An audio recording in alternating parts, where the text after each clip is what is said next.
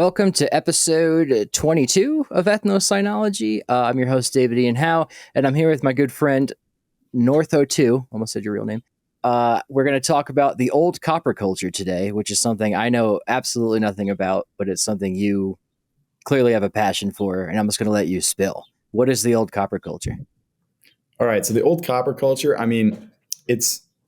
we discovered it, only in the past few hundred years. Like when the Europeans showed up to the region, especially like the French was the first to show up to, the Great Lakes region. They did not encounter much copper artifacts. And if they did, it was just maybe jewelry, maybe someone was wearing an earring or a nose ring or something, but they were not using any copper tools at all. So, they were just using stone tools, and the French were just like, okay, so these people are just, hunter-gatherer kind of type people who use stone tools and stuff. But then only, about 100 years later, we started finding all these copper artifacts, and we started finding all these copper mines. So what's really important to understand about the old copper culture is that Michigan and parts of northern Minnesota and even Ontario have the most pure copper deposits in the world. It's called native copper. And it literally, I found a piece of it, and me and David just hammered it into a fishing hook. Just with a heat source. It's just that pure that it's like you can just turn it into a tool within just a few hours, if you're even less time, even 20 minutes. So this is really important to understand that the region is just absolutely full of this pure copper. And this attracted a lot of miners in the 1800s, of course, because copper is a pretty valuable resource. And so all these miners had been at like European mining centers like Cornwall, and they're really experienced with like getting copper ore, not like native copper. But they showed up and they just kept finding these little pits. They're about, maybe 10 feet deep on average, maybe 10 feet wide. And they're just these little shallow depressions, but they kept finding literally thousands of them all over Michigan and also Isle Royale, which is this big island in Lake Superior that's like 50 miles long. And they were just blown away. They're like, who made these? Because the people they encountered, the natives were not really using copper not for tools, just, ornamentation. So they were like, who was here before? And of course, they just jumped to conspiracy theories like there was a lost tribe of Israelites or something that made it to their region. But it was a real mystery, back in the day, but it just kind of died down. Nobody outside of the region really knows anything about it. So that's why I'm trying to make this. So I'm making a documentary that's coming out. It will be out by the time this is out. And just a bunch of supporting content, trying to make this like a common knowledge thing. Yeah. And I guess for the listeners who I have dog interested people and rock interested people, what exactly is copper? Copper? Yeah. I know it's a metal, but there's like the Copper Age or the Bronze Age. Is it Copper Age, Bronze Age, then Iron Age? Why would copper be the first thing people used before bronze and all that? So it's different in different areas. So, copper, just in the most basic sense, obviously it's a metal and it's a pretty soft metal. But when you cold hammer it, which means you just literally hammer it when it's cold, it compresses it and it makes it way harder. So I have a copper axe right here, and I can literally cut down a tree with it. And it's a lot harder than people would usually imagine, because they usually only encounter copper as wires or annealed versions of copper that are really soft. But so copper was the first metal really smelted anywhere in the world, and that happened in the Near East and Southern Europe. And that's just because I think it's a lower temperature than iron to smelt, and it's really useful. Like lead, you can melt lead really easily, but lead can't hold an edge even if it's cold hammered. So in Europe, I don't know too much about Europe and Near Eastern archaeology, but I know that the Copper Age started to appear the earliest, maybe 7,000 years ago. They started smelting ore into tools. And it's a big advantage over stone in some ways, because it can be made thinner, a lot thinner without being fragile, because copper, it doesn't crack. Really, it can crack. It doesn't usually. And also it's really malleable, which is nice for making complex artifacts, and you can cast and stuff. And you can recycle it too. If you have a copper tool that's all damaged and old, you just melt it down and make another one, So it has a lot of advantages over stone. But what was your question? Go back to your question. I forgot it already. Yeah, just what is copper, I guess, as a metal? But I mean, you kind of answered it. I can put up the periodic table number here or whatever. Yeah. But why do you think people? Well, I guess you already answered it, but like, do you think they were cold hammering it first and used it like kind of like they approached it like they would lithics, or did they throw it in a fire and realize it melted, or like how do you think that came about? Yeah. So I believe the oldest artifact of copper ever found that is like securely dated is an 8,700-year-old bead from probably Turkey. I would have to check up on it again, but yeah, in the Near East. And it was just like the old copper culture. They just found a piece of pure copper and they just hammered it out into a little bead. So yeah, intuitively, you can just hammer copper into shapes. Mm-hmm. It's a lot easier than going through the process of smelting it. And you know how they discovered how to smelt copper ore. I don't know. They probably were experimenting with pigments and ceramics is probably what it was. Because if you're doing ceramics, you can get to those really high temperatures to where you would be able to smelt it out.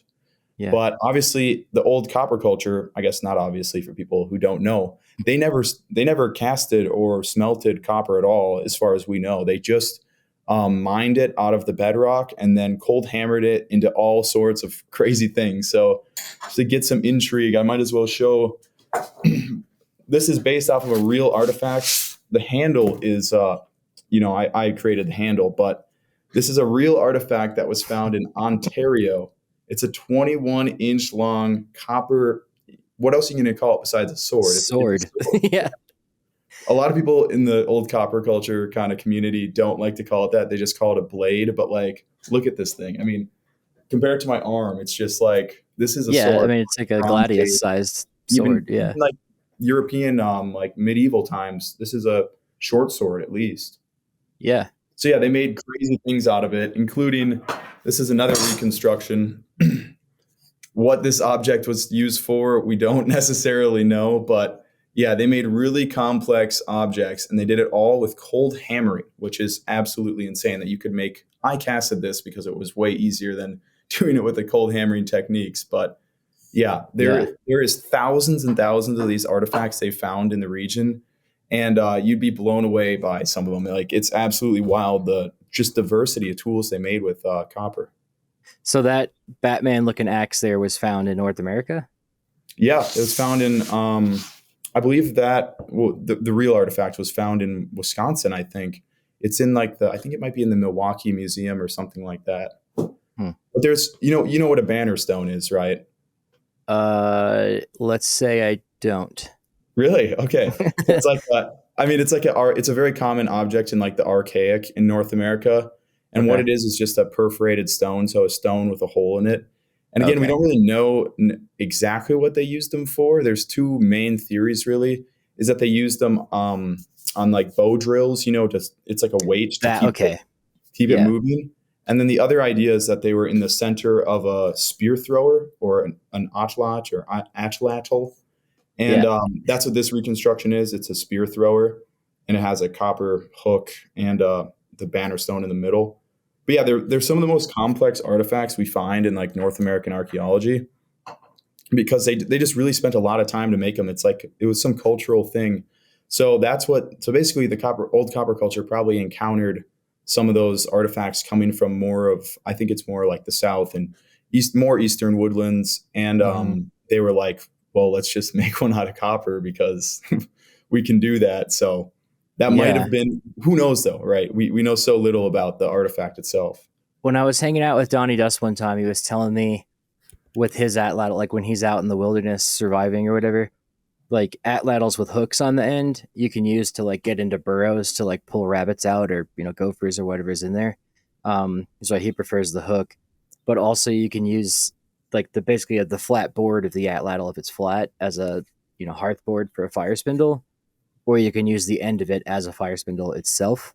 So I'm wondering if that thing has like a little atlatl hook on the end of it. Maybe it was like a dual purpose atlatl and axe or something. I don't know, Yeah, but I mean, I it's too have heard heavy. that Bannerstones on atlatls could have been used as like a melee weapon, possibly too. But a lot of them are so delicate that like it doesn't. Right.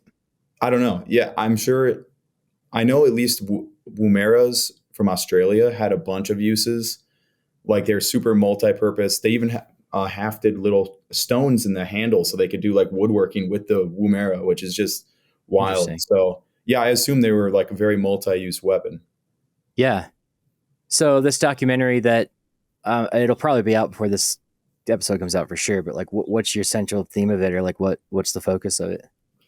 The central theme is just like 100 different facts about the old copper culture that will all blow your mind because no one has any idea it even exists. And I mean, I guess I might as well just get into this. Yeah. One of the most interesting facts about it is it's really, really old. Like it probably appeared right at the end of the last ice age in a way. At least the oldest copper artifacts in the region were probably made right when people got to the region, which would have been like Clovis, literally 13,000 years ago. So it probably represents the earliest metal use, at least metal use for tools in the entire world, which is absolutely crazy. But I say probably because the oldest actual dated artifact we have is from a it's from a conical point. So they made a lot of these points right here, Mm-hmm. just like this, and it's just a copper cone, really. And copper has a really unique property of when it oxidizes, it releases I don't know, these specific chemicals that are just really good at preserving like organic material. So from these conical points, my friend David actually he was in on the study, and they dated material from inside of the conicals, and they found the earliest date of 8,500 years ago.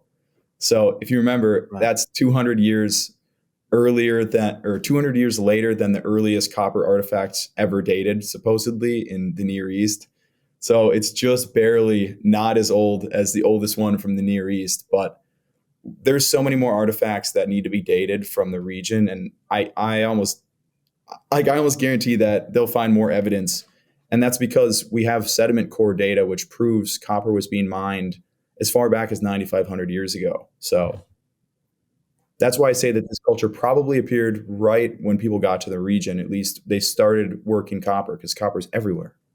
Okay, so that was my next question. Do you think in that area is the copper ore just exposed all over the place? And it's like Yes, was yeah. something that caught their eye?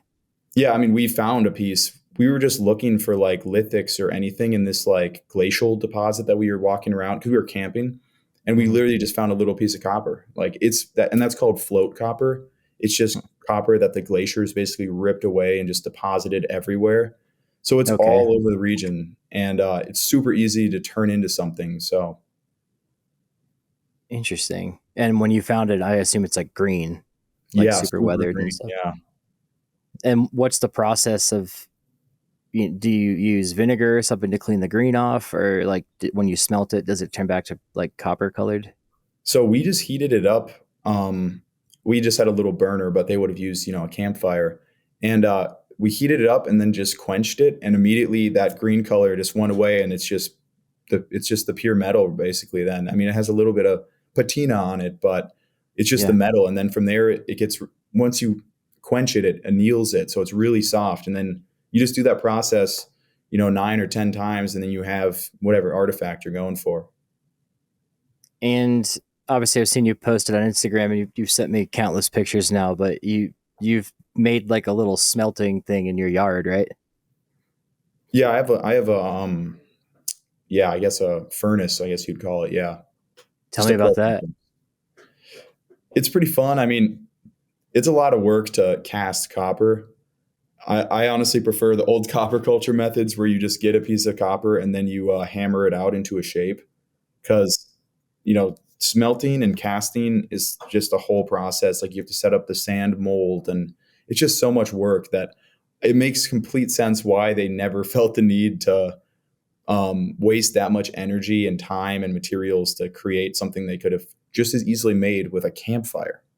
Yeah, and you need big pieces of wood and logs, like from cutting trees down and stuff, to fuel that furnace. I imagine. So it's just a lot of energy. Yeah. Huh. So you said sand molds? Is that what they would have used in the old world at first? Yeah. I believe they actually used like open stone molds. So they would have just like chiseled out the shape of an axe into a stone and then poured the metal in. I think that's like some of the earliest copper smelting we have evidence for. I know for a fact that Ötzi had lots of things on him when he died, including like fire bundles and his little drape bedroll thing. But he had a copper axe. Can you tell me about that? And how do you think that was made? So that axe was definitely cast, but how they would have done it back in the day is they would cast the axe, and then since it's soft after you cast it, you have to hammer it on like every side to make it really hard. And I've made the same like Ötzi axes. I've made a bunch of them before, and they're nice little axes. I mean, it's a tiny little axe head, and it really puts into perspective like old world copper use versus what we see in like Michigan and stuff. Mm-hmm. Because in the old world, if you find like three pieces of copper or bronze, it's like labeled like a metal rich site, which is Okay. hilarious because you can go. I mean, I don't want to tell people to do this, but you can go to almost any lake in central Wisconsin and metal detect for 30 minutes and you'll find, 10, 15 pieces of copper that were artifacts or worked by people. So Hmm. it's just really interesting to contrast like the old world metal use during the Chalcolithic versus like the old copper culture, and really puts it into perspective. Yeah. Can you explain what the Chalcolithic is? That I was going to bring that up earlier, but figured I'll let you explain it. Yeah, so when like copper technology first appeared in the old world, they were still using stone tools as well, and that was in America too. Like stone is really useful for a lot of things, and even if metal's around, chances are it's going to be kind of scarce. And like stone is also much better at cutting; it's sharper and harder generally. Mm-hmm. So the Chalcolithic in Europe and the Old World was like copper tools were making it into the region, and they were starting to use them, but they're also still using stone tools. And this by this time, they're like agriculture was fully, at least in Italy and most of Europe and a lot of the world, and it was like a highly developed time already. It was just that like metal use was still just diffusing throughout the area because there's really not that much there wasn't that much copper and tin available just in the whole like Western hemisphere at that time, or not Western hemisphere, you know what I'm saying, the old world, Europe and Yeah. Near East. Like there's not too much of it to go around, so not everybody could have copper and this and that, and obviously the wealthy people were hoarding it by that time as well. Sure. What do you think? We can focus on the new world here in a few, but in the old world, what do you think made people shift to bronze?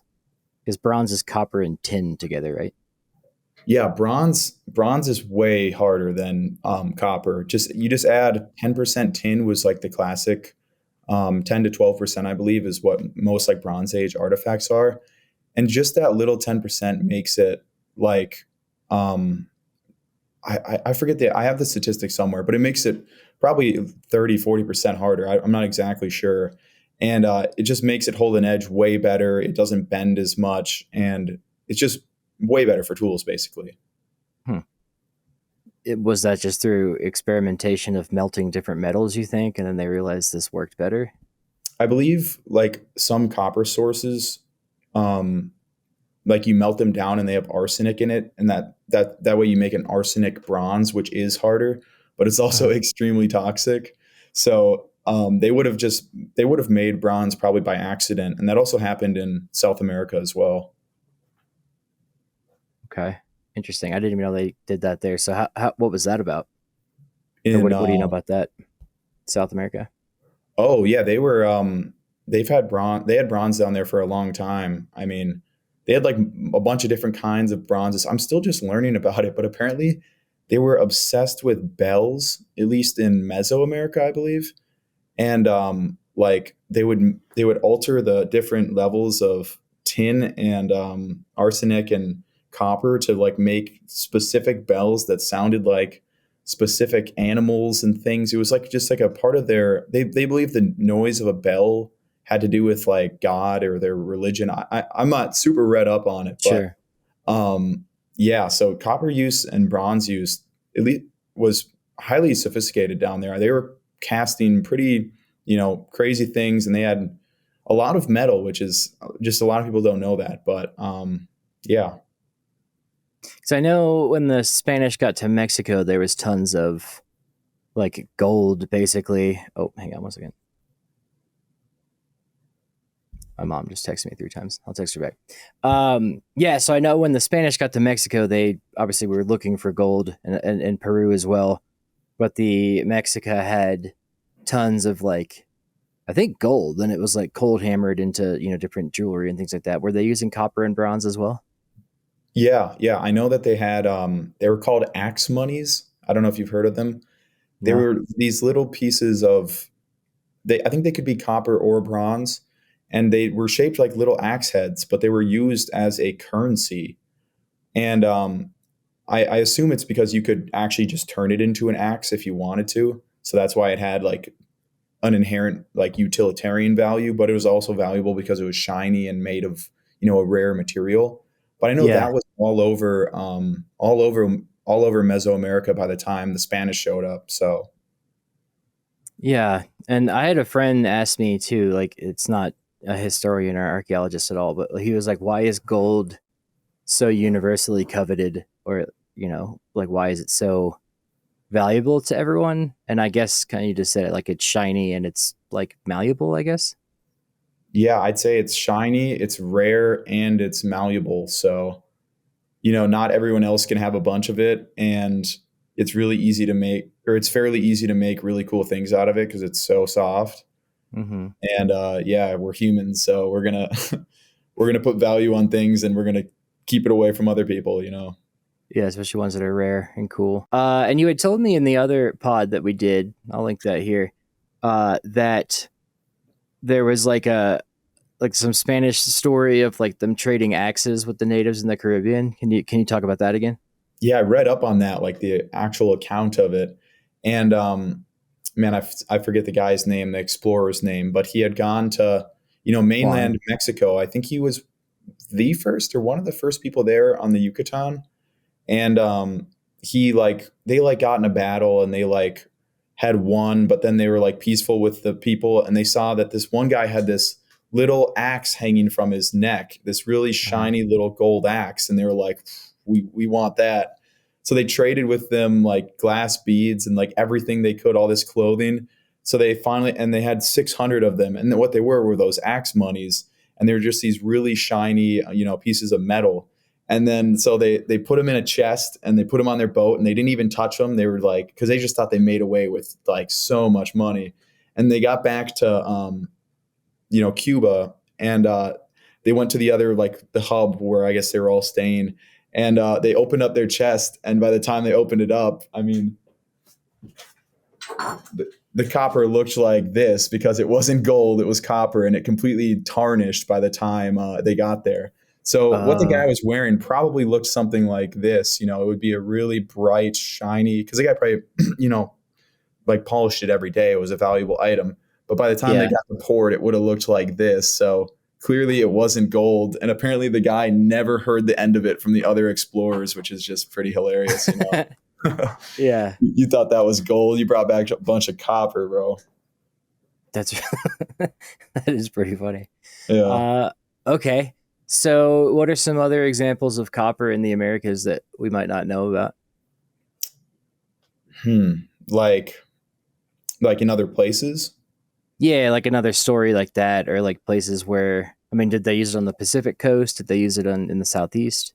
Well, I know the Inuit had access to and in the Southwest they had access to some native copper as well, and they made like harpoons out of it and a bunch of other stuff, and like knives and stuff way before European contact.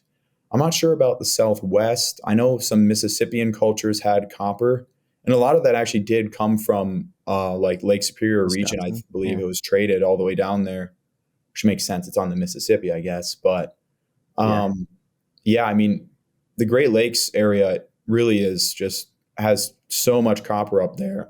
Whoa, voice crack. I Oh, you're fine. had so much copper up there. You can edit that over it. Sure. And it's just really unprecedented, like the deposits they have there. And that's why, like, there was a huge copper boom there, in the 1800s. And that's where they found all those ancient mines, some of them 60 feet deep. Wow. And then you're just digging that with, I guess, digging sticks and flint picks, I guess. They had hammerstones. We actually found a real one when we were looking at mines. It's in the documentary, but we were looking at these little pit mines, and we were walking along, and my buddy kicked over a rock, and my other buddy came and passed by it, and he looked down, and it had a groove along the outside. So it was an actual grooved hammerstone. And they find, Nice. hundreds of these in pits all around the area.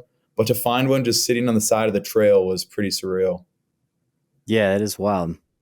I wouldn't even. Well, I guess a groove stone I would have noticed. Copper tools I might not have noticed. But so you said there was like a little island that they went to where they found all these copper tools in the Great Lakes. How would they have gotten there? How'd they figure that out?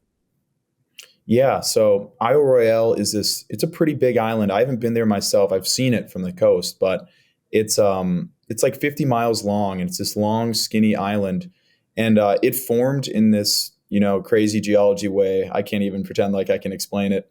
But I get it. it's full of copper, just like the Keweenaw Peninsula. It was like a dome, like a volcanic dome. So one side of it is on the Upper Peninsula of Michigan, and Isle Royale is another side of it, and it's just absolutely full of copper.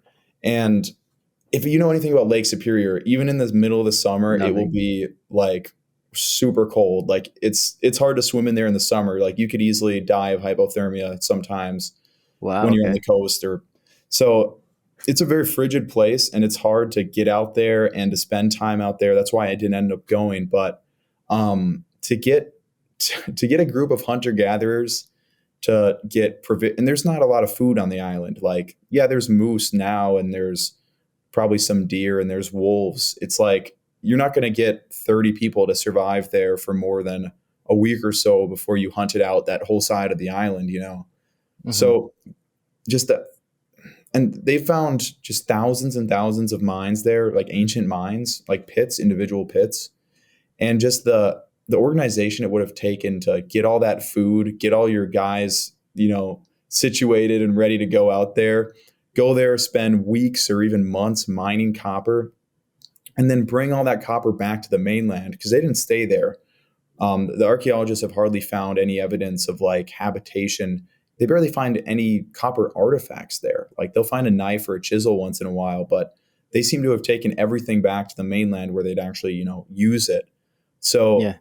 just the fact that they did all of that, even over 9,000 years ago, in some of the dating suggests. I mean, probably more like 5 to 7,000 years, but it's just wild that they would have gotten all those people together, gotten all the supplies necessary to go spend like maybe even most of the summer mining copper, and then they'd come back to the mainland Minnesota or Ontario to go use it. It's just something you wouldn't expect for hunter gatherer populations who don't have agriculture. They probably lived off a lot of wild game, and maybe wild rice, I guess, is in the region. But other than that, it's pretty baffling. In the interim, you had mentioned something about the Agate Basin site in copper. Can you talk about that? Yeah. So if you're familiar with like early or Paleo Indian cultures in the Americas, the Agate Basin culture was like a widespread culture across the plains where they made these Hmm. big. This is a Clovis point, but it was kind of like this without the base. And they made these big, long, like lancelet projectiles that they probably would have used for throwing at bison and elk and other big animals like that. They were pretty stereotypical, like late Paleo Indian culture, post Clovis. So they were still, hunting a lot of large game, but all the mammoths were gone, and a lot of other megafaunal species. But it's interesting because we find a lot of artifacts from the old copper culture that look very, very similar to Agate Basin points. And this actually lines up with the timing of the culture too, because Agate Basin appeared about 10,500 years ago, and I think survived until maybe 8,000 years ago before they stopped making those points.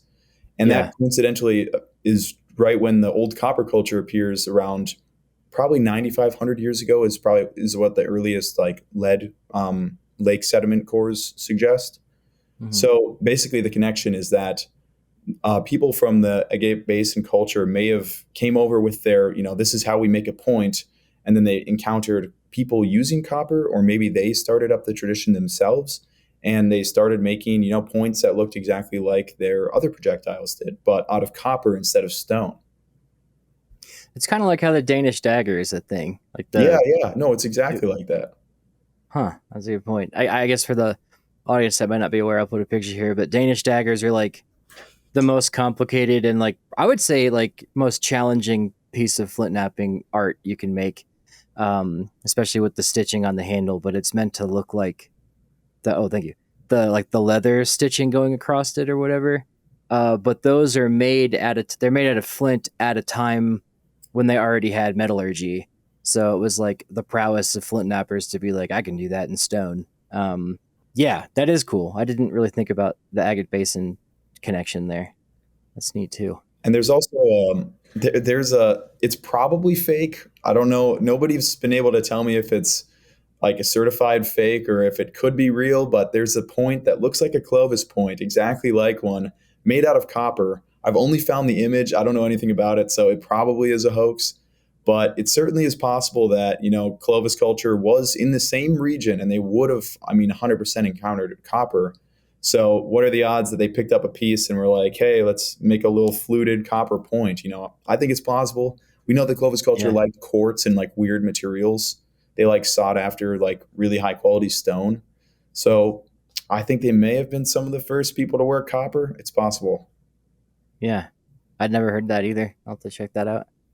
Um, I'm wondering too if even in the old world too, if it seems to appear around the same time, the first instances of copper use. It's like with the melting snow of the end of the Pleistocene, it's like the green stone is like sticking out more to them or something. Or something. I don't know. Why do you think it would be right around that time? Well, in North America, it's just because a lot of the copper would have been covered. So, if pre-Clovis populations were living there for however long, the copper would have mostly been covered by glaciers. So you might have found some pieces in like as far south as like Kansas where the glaciers weren't, because it has Yeah. carried it before in previous like glaciations. And so it wasn't until after the glaciers melted that these hunter-gatherer populations would have been able to like come into contact with a lot of it and it would have been plentiful. And yeah, so I think that's how it probably worked out. In Eurasia, it was different because they don't have as much native copper. So yeah, they would have seen that like malachite and other copper ores, and they probably used them as pigments. So we find like malachite piles of pigment piles in sites like over 11,000 years old, maybe even older. I think it's like even like by Göbekli Tepe, like we find that they were using those pigments, but they weren't smelting them. So it probably wasn't until they like really started doing pottery that they would have discovered that you can smelt the green powder into metal. Interesting. Okay. And again, I only know of malachite through Skyrim because you Me find too. so much refined malachite. Yeah. Yeah. Uh, but yeah, so they're using like the green powder of the. Okay, that would make sense too. I'd never really seen that. And you said in this doc that you interviewed some like experts and stuff like that too. Yeah. So David Pompeani, I want to say Pompeani. Um, he's a researcher, he's a geologist who did a lot of these studies on radiocarbon dating and also the lake sediment core analysis, which is one of the biggest components to like the story of the old copper culture because that's how we can figure out when they first started mining. And yeah, what he's discovered is that there's probably two major mining periods, mining activity between 9,500 to 8,000 years ago. They were mining a lot, and then they seem to have taken a break or who knows what happened, and then they started up again around 7,000 to 5,000 years ago was another big activity pile, and then after that literally nothing.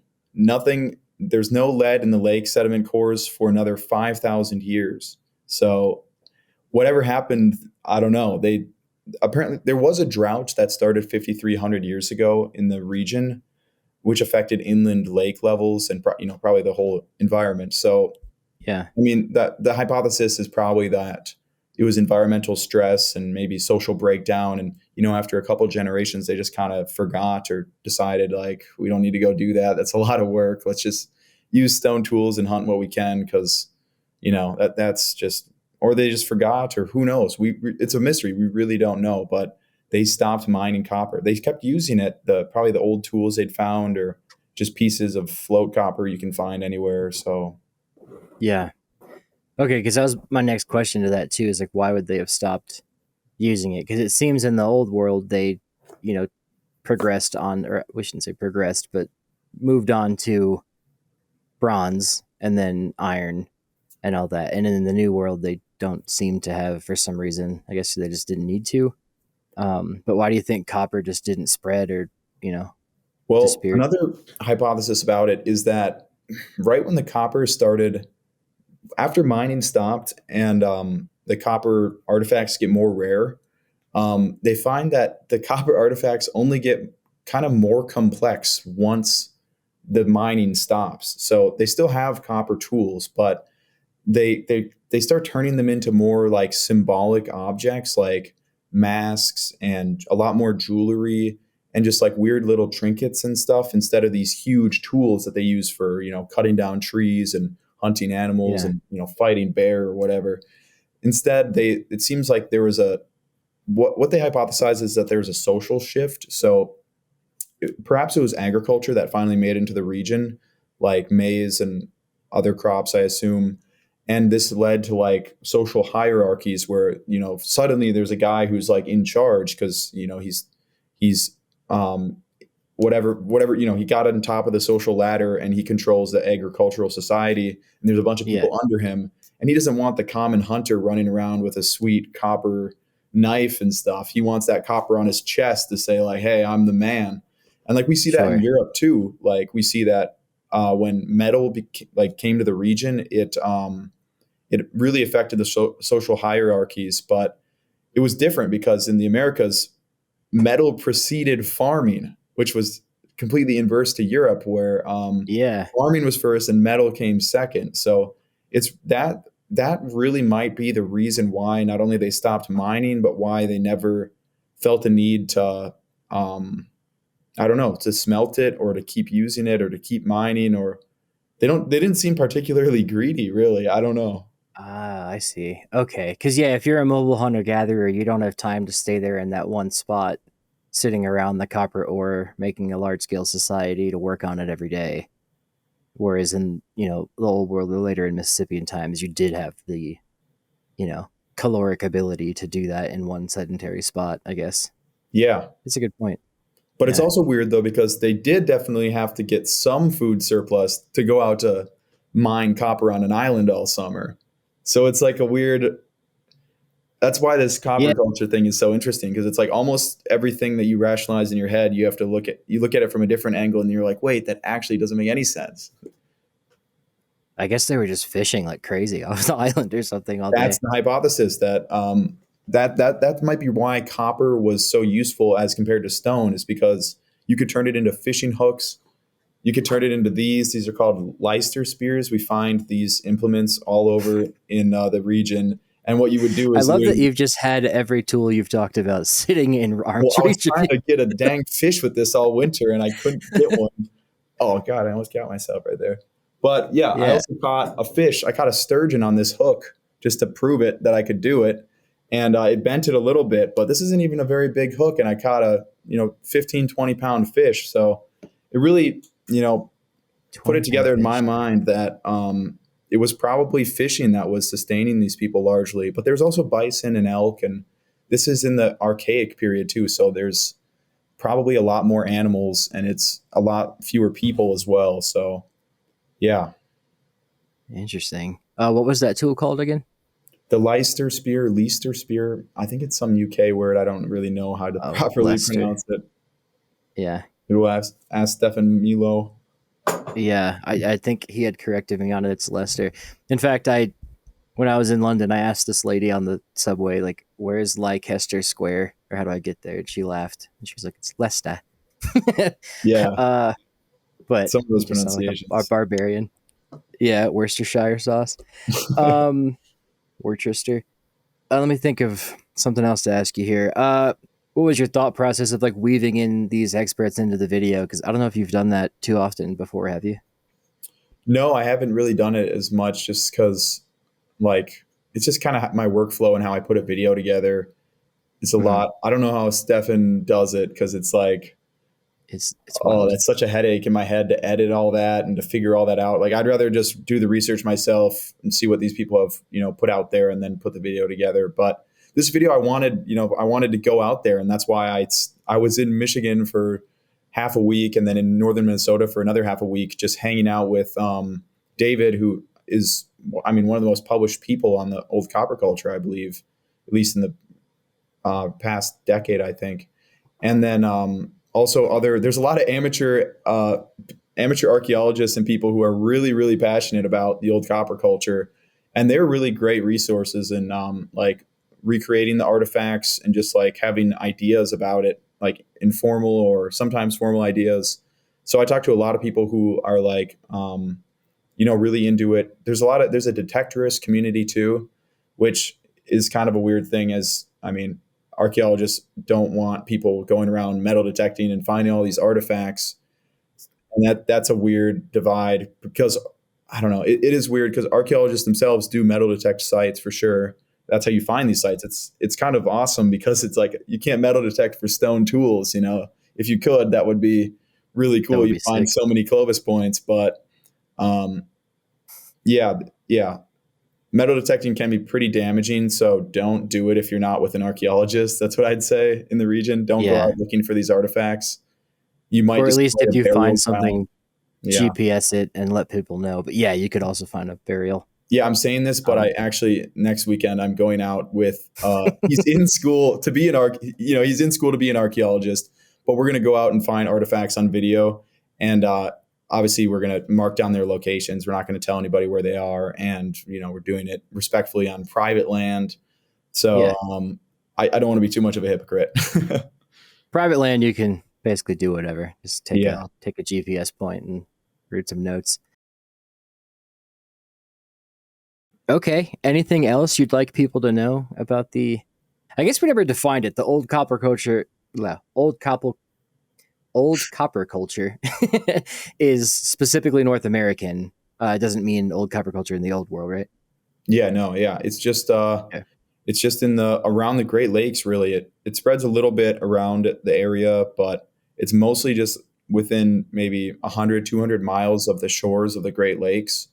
And it Okay. goes all the way, into Canada as well because the Great Lakes, Sure. but yeah, it probably wasn't a single, just like Clovis, it probably wasn't a single culture. Like a lot of these people probably couldn't even speak the same language as each other, and they were Hmm. probably really different. And it existed over 5,000 years. So think of how long of a period that is. That's crazy. Yeah. Okay. Anything else you'd like people to know about it, or like what's something you wish people would take away from your doc?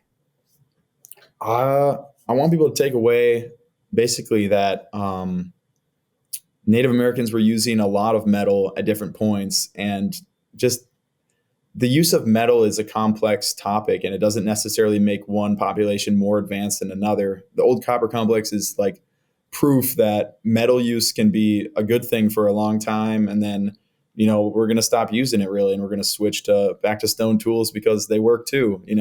It's not Hmm. inherently superior and yeah, that there's a lot of mystery still with the old copper complex. And I just hope to make it kind of like a household thing, at least for people who are interested in prehistory to know. Because, I mean, like I was talking to you about it and you thought it might be like a pseudoscience thing, right? Yeah. For at least because I saw someone making the connection that like the copper's so fine there or something that they found it in the old world or something. Yeah, that But was yeah. Graham Hancock was spreading in the 90s. Oh, really? That the Okay. Phoenicians had come to the Great Lakes and mined the copper. It was not true. It ended up just being copper that was mined somewhere else in Europe or something. I don't know. Gotcha. But I Okay. mean, one of the big taglines that I'm going to use for like my TikToks and my tweets about the old copper culture is that they were literally using Native Americans in the Great Lakes region were literally using metal swords, probably over 2 or 3 thousand years before the Europeans ever made one or held their hands on one. So Yeah. just that's absolutely wild. And also like they were using. Oh, let me pull these props out. They were using copper tipped atlatl darts. Just that was like one of their main weapons for hunting. Seemingly, we find these conical points Oh everywhere. yeah. So it's just wild to think of these hunter gatherers clad in copper that long ago, while the rest of the world was really using stone tools.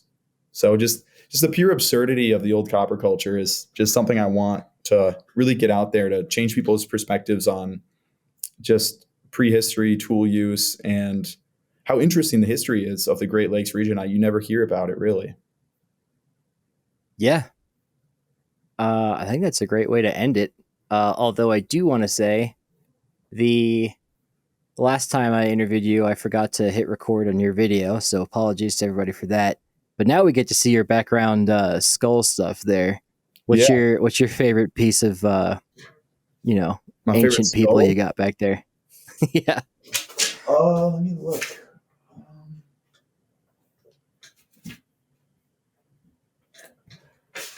Oh. You got to show some love to Dmanisi. Is it number 4? I think can't be forgetting that. But the old man of Got Dmanisi, or me. Dmanisi, Georgia, the Homo erectus that they nurtured into his last days. He doesn't even have teeth in the bottom, really, or the All top. right. So yeah, just shows you that compassion goes back. This is 1.7 million years ago or 1.8 million years ago. So I love Dmanisi 4, all the Dmanisi hominids, whatever they're called. Yeah, I'd say that's probably my Yeah. favorite. Hell yeah, man. Well, thanks for coming on. I'm gonna encourage people to go watch your video. What will it be titled? Do you know? I guess you'll play around with the title somewhere.